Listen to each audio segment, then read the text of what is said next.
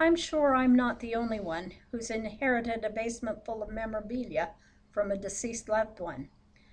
What do you do with all that stuff? After 6 years, I'm down to a mere 2 suitcases full of my mother's paper stuff to deal with. My husband, on the other hand, still has a basement full. His sister kept the important things like the First Lady doll collection, the costume collection, the hat collection, and kindly boxed up all the paper and deposited it on our doorstep. Actually, she still brings things over occasionally as she finds them. How do you organize your own stuff so it will be important and appreciated by your children? One of the ways to do that is to create a family archive of and organize your collection of heirlooms and meaningful documents. They don't have to be important to anyone but you and your family. The purpose, of course, is to gather and document and preserve the documents and artifacts for current and future generations to enjoy, to take full advantage of all the genealogical information and memories that those old letters and photos and keepsakes hold. You need to gather or at least list your family artifacts, documents, books, photographs, timepieces, uniforms, artwork, collections, and more. This step might take you 5 minutes or 5 months, depending on how scattered your collection is and how extensive. But it is an essential first step. You can't organize and take care of items that have been forgotten on a basement shelf. You also don't want to make important decisions about which heirlooms get priority care and conservation until you've listed them all. The artifact pictured here, for example, is a square of a crochet quilt made by my husband's grandmother. His mother cut the quilt apart so that each cousin could have a sample. Sort items, putting like items in storage boxes until you have time to organize, and then deal with one box at a time. Sort. Keep what's important and only what's important. Just because your grandparents or your mother or your ancestors kept it doesn't mean you have to. Do you have just a teeny bit of hoarding tendency in your DNA? Do you find value in anything your ancestor may have touched? If you let them, these treasures can take over your house and your life. Saving vital information is one thing. Saving an entire lifetime of canceled checks is quite another. You might be tempted to either keep everything or throw everything out. You need to resist both urges, of course. Instead, take your time and evaluate each item. As you survey your collection, you'll probably decide you have some nifty heirlooms, a wealth of historical documents, and, well, trash.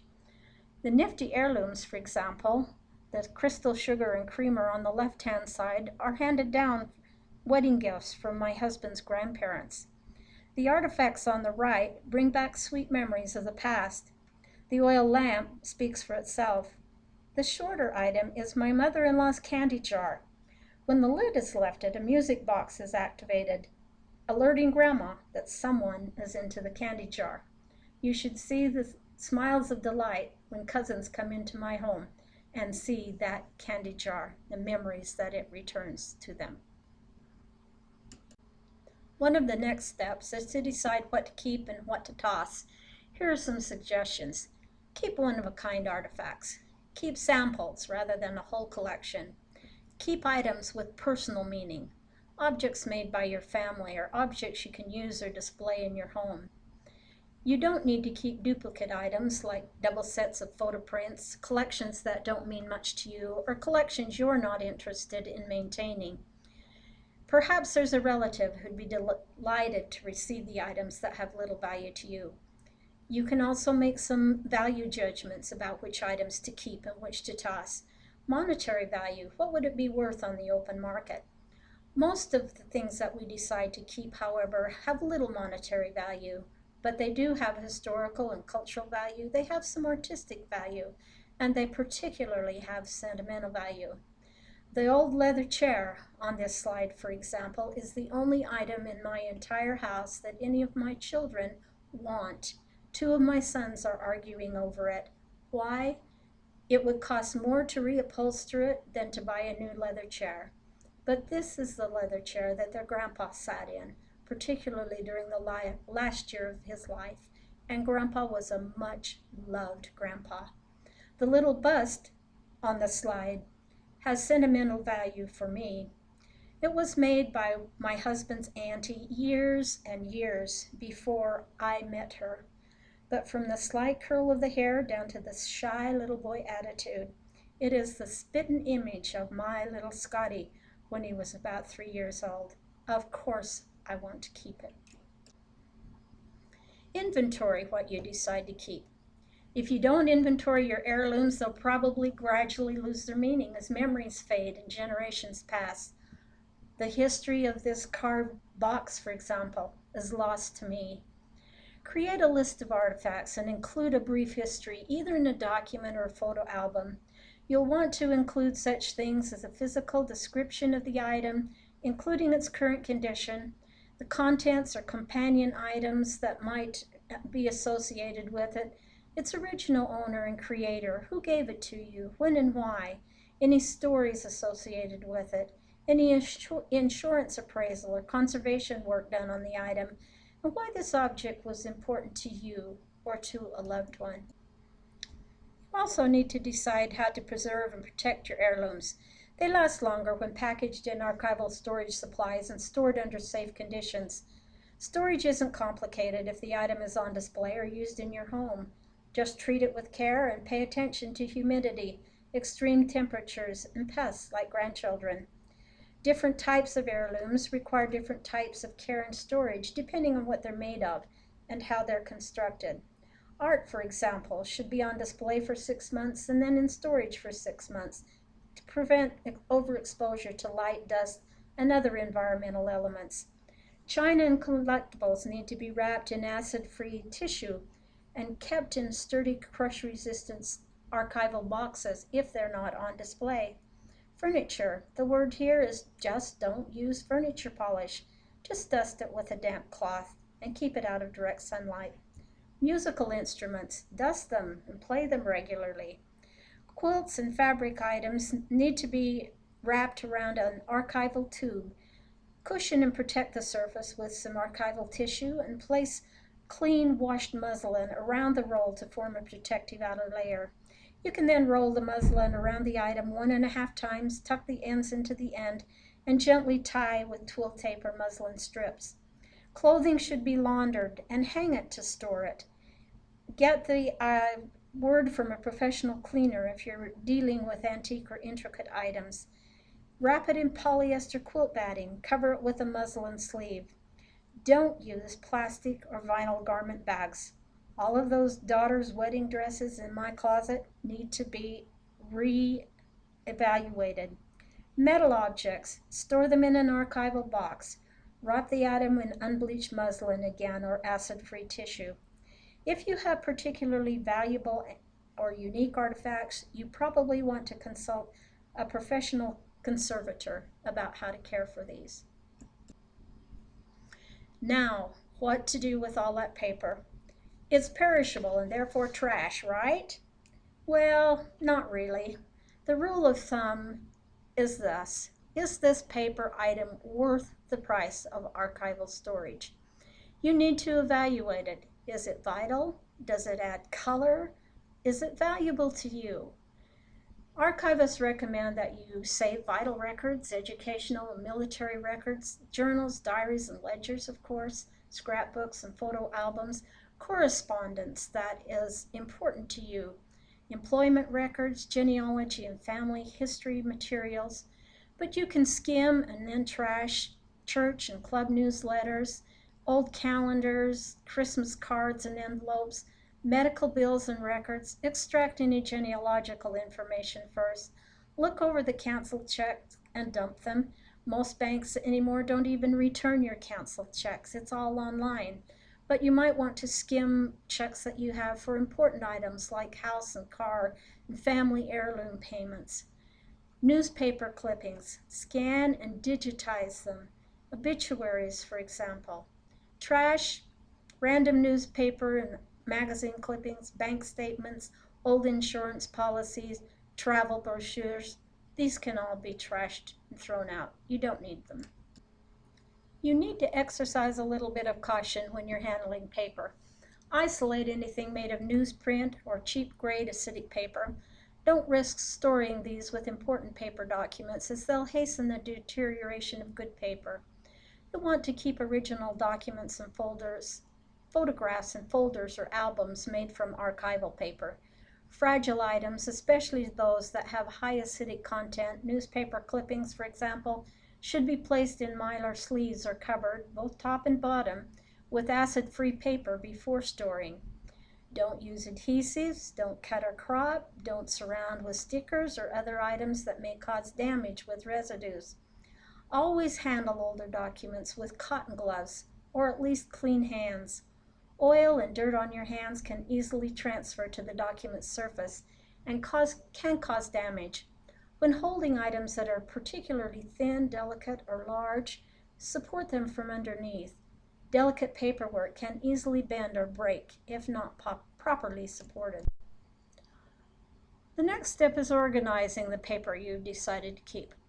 Look over the documents and see where the natural groupings occur. Make piles or files of documents that seem to go together, and then list your piles and see if some of them can be combined or be filed as subcategories in the same larger category. Try to use high-level categories that can be flexible over time. You'll probably want to purchase some storage boxes or files, preferably archival quality again, to organize and store your paper. Remove newspaper clippings. The acid paper will damage other documents, as we've said before. And scan or photograph the clipping to acid-free paper. If you want to keep the original newsprint, keep it in separate storage. Just because a loved one saved something doesn't mean you have to. The next step will be deciding how to store paper originals. You can store the originals, you can make photocopies, or you can digitize the item. If you're storing the originals, correct storage in acid-free archival folders or inert plastic, polyethylene, polypropylene, polyester, will stabilize these materials for generations to come. Make sure that you store paper items flat. Don't overstuff your folders. All of this is just common sense, but it bears repeating. Distribute your documents evenly within each folder. If a box or drawer is not completely filled, bend a spacer board, archival board, to size to fit the empty space. Package items that belong together in the same container or folder so their shared history is preserved. Remove letters from envelopes and unfold them for flat storage, but leave any brittle papers folded. If you want to keep the envelope, keep it with its letter. Keep collections of envelopes together. Make photocopies. Documents can be photocopied into archival quality buffered acid-free paper that will preserve them for 500 years without yellowing. The originals can be kept if archived properly, or you can dispose of originals that have deteriorated too much. However, there's some originals you may want to keep regardless of condition. That's a value judgment you'll need to make. Photocopying also allows you to handle or work with the materials on a regular basis. You can make a preservation copy to keep in your archive and a working copy if you need to reference it frequently or for sharing or display. For our generation, there's a new norm: digitized documents. Most of us are amassing gigabytes of digital files that need to be properly organized. As before, you need to start with an inventory so that you know what and how much you're trying to organize. And just as you did in creating physical folders and file boxes, create a directory and folder structure that will accommodate the files you're organizing. Each one of us needs to personalize that directory structure to our own liking. What works for someone else may not work for you. Once you have a system established, you'll be able to drag and drop files and complete the project fairly quickly. Remember, your digital assets are going to grow almost exponentially, so establishing a system now that can be easily expanded will benefit you later. Remember that it's not necessary to keep every digital image ever emailed to you or posted to your Facebook. Think about how you hope to use the archive in the future and which digital files are really important. As you digitize, stick with common file formats that can be opened in a variety of easily available programs. Unfortunately, computer companies create new versions of their software every few years, and at some point, those new versions are not backward compatible, even with their own products.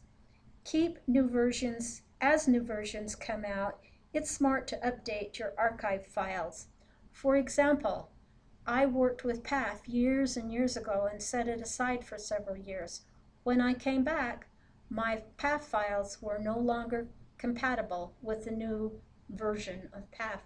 I had to do a lot of work to get those files back. You'll also need to decide how you want to keep your files backed up. Choose two different options preferably and store them separately. That way, if one of your storage methods fails or is damaged, you'll have a backup. CDs and DVDs offer the most flexibility, but they have a relatively short shelf life, 5 to 10 years, unless, of course, you're using the Millenniata disks.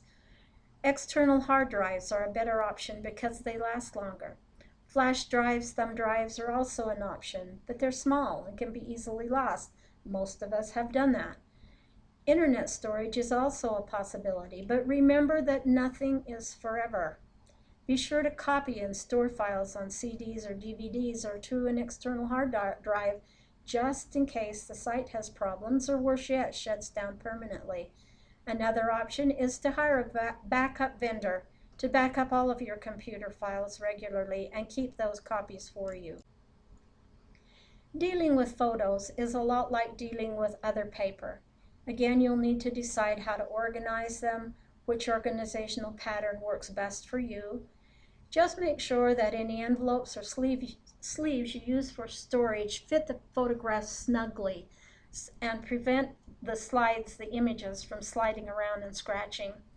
Keep prints and sleeves or envelopes made of archival grade paper, we've said this over and over again, or clear plastic. Store same size prints together, stacking them carefully to avoid scratching. Place rare prints in individual sleeves. Store envelopes vertically. Scan and digitally store old prints.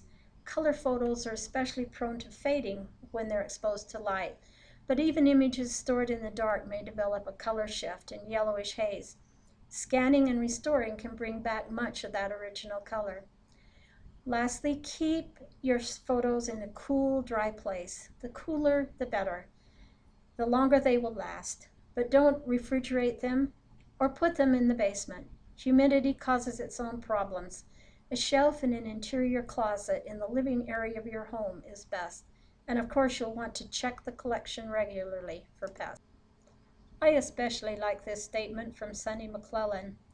Don't rush the process of documenting and caring for your heirlooms. Enjoy it. Sorting your heirlooms gives you the chance to relive precious memories or tender memories, or think about family members long gone who once owned these objects. Recording stories that go with these objects is one way to write your family history. Showing your heirlooms to others strengthens ties between living loved ones and passes the stories forward.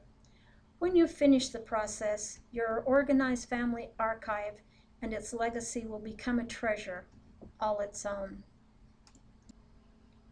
The sources used in preparing this slide set are listed here. I've also included them on your training handout.